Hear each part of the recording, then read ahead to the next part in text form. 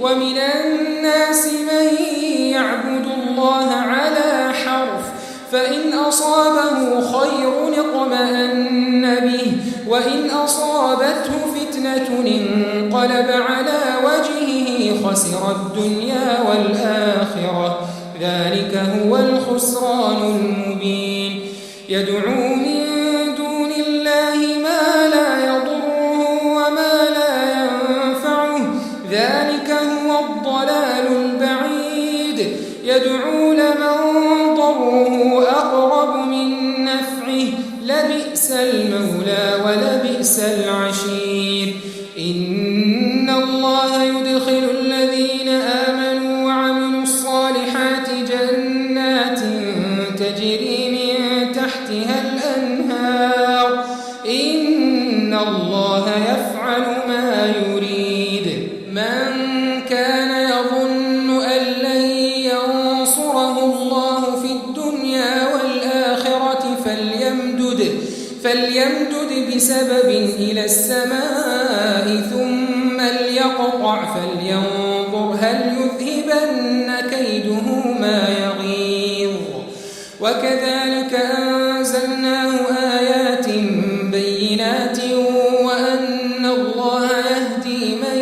يريد إن الذين آمنوا والذين هادوا والصابئين والنصارى والمجوس والذين أشركوا إن الله يفصل بينهم يوم القيامة إن الله على كل شيء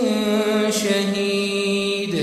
ألم تر أن الله يسجد له من في السماوات ومن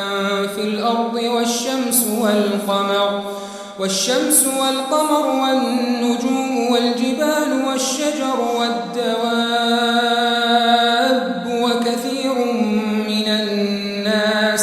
وكثير حق عليه العذاب ومن يهن الله فما له من مكرم إن الله يفعل ما يشاء هذان خصمان اختصموا في ربهم فالذين كفروا قطعت لهم ثياب من نار يصب من فوق رؤوسهم الحميم يصهر به ما في بطونهم والجلود ولهم مقامع من حديد كلما أرادوا أن يخرجوا منها من غم أعيدوا فيها وذوقوا عذاب الحريق